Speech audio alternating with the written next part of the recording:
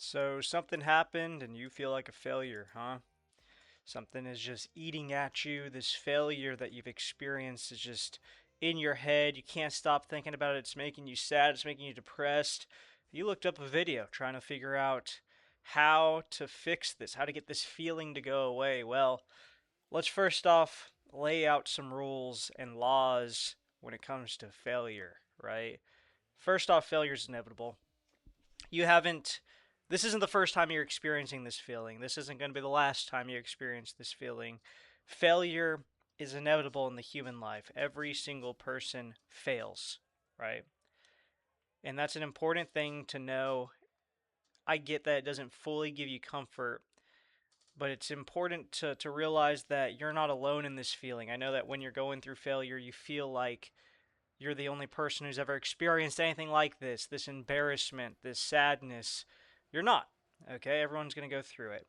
I'll give you an example of a thing that happened a couple days ago that made me feel like a big failure. And I know it's probably not going to be as high stakes as y'all's, but it still made me feel like crap, you know? And it was like I'm in a flag football league with a few guys, and we're honestly pretty terrible. We're just a bunch of random dudes playing with each other while we're going up against teams who have played together for years, right? So we're 0-3, but we're finally playing a team that's also a bunch of randoms, and so it's kind of even playing fields. We're, you know, playing and finally scoring some points. I actually throw a touchdown and make a few good catches. I'm feeling myself, and then it comes down to the last drive, fourth down, game on the line. I'm running this post route. My feet are all blistered up. I'm like struggling in every step. And I look back and the ball's in the air coming my way. And it's right on the money. And guess what? It just goes through my hands. Right? And so we lose the game, our one and only opportunity of really getting close to winning a game. And I'm the reason we lost. And I've never experienced anything like that in football. And it made me feel just disgusted with myself, right? So I know how you're feeling. I drove home without any music. I was so mad, right? Like, failure sucks. Failure, especially when it comes to the fact that people were counting on you, and it wasn't just, oh, I failed myself. It wasn't an individual sport where, I'm in weightlifting and I missed a bench, and it's just me that's really affected. It's not like that. It's really disappointing when people were counting on you. And now that we've failed and we're feeling like crap and it's eating at us and all this sort of stuff, and we can't sleep at night because we're just thinking about how we messed up an opportunity, how we might have been making good progress, and now this failure feels like we're setting ourselves back. There's a lot of instances like that.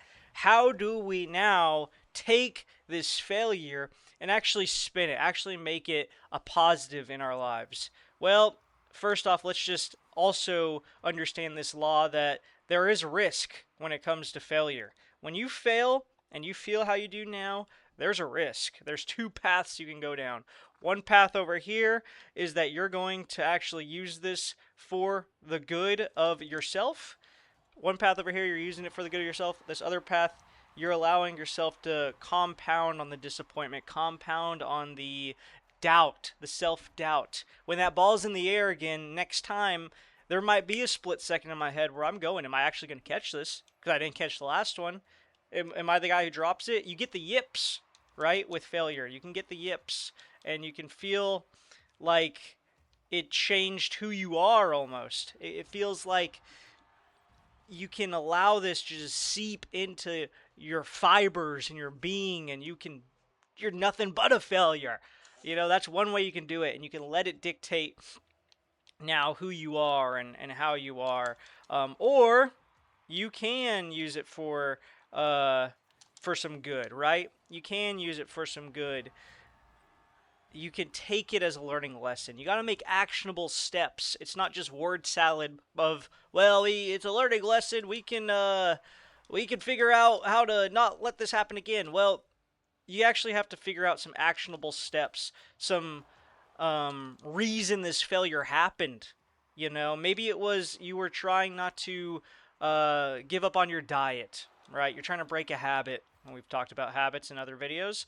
You're trying to beat this sin that just dictates your life, and you feel like you've made progress, but now you failed, and you gave in, and you're feeling like crap, and you're feeling like it's inevitable, it's hopeless that you'll ever get over this, right?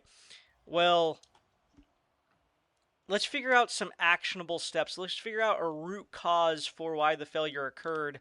The failure is only a symptom of the problem. The failure itself is not the problem. Me dropping the pass was not the problem. It was a symptom of the problem.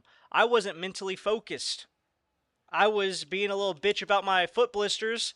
I wasn't mentally focused. And that is the root problem. So how do I make sure that doesn't happen again?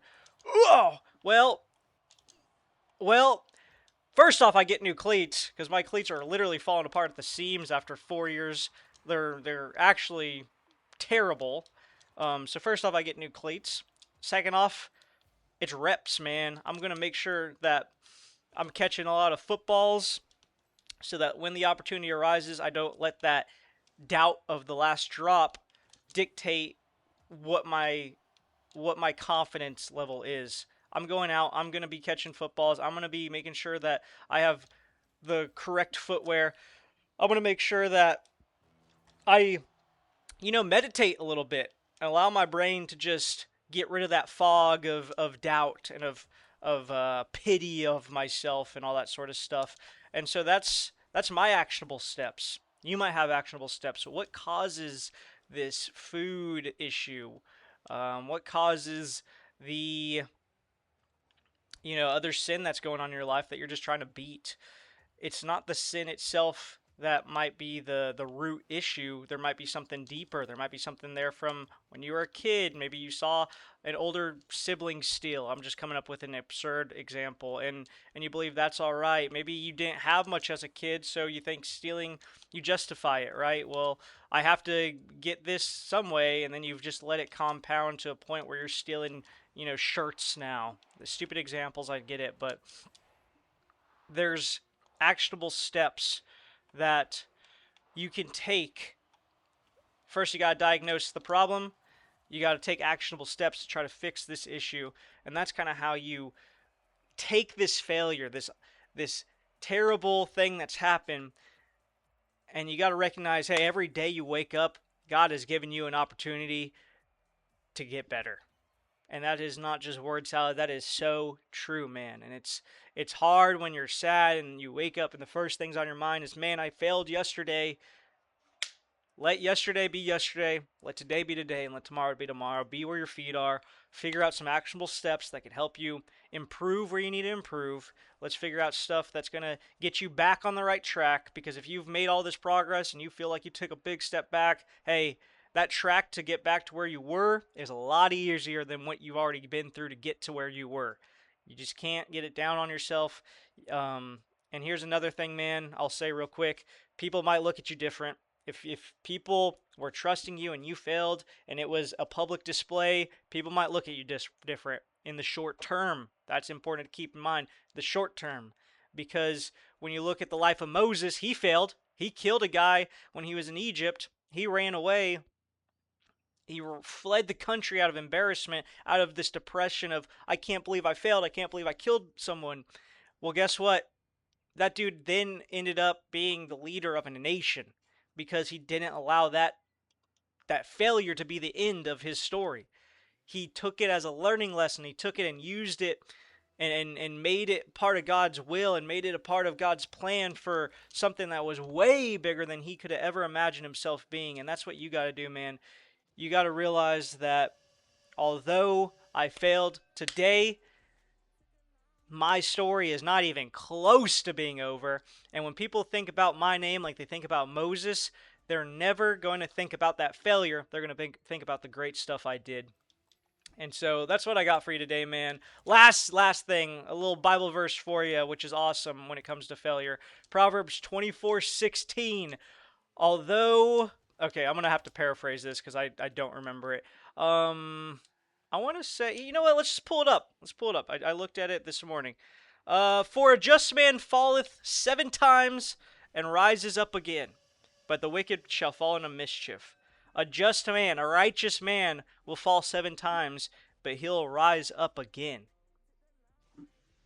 And the wicked will fall into mischief. Make sure you're the just man. Make sure you're not the wicked. And I'll see you guys on the next one.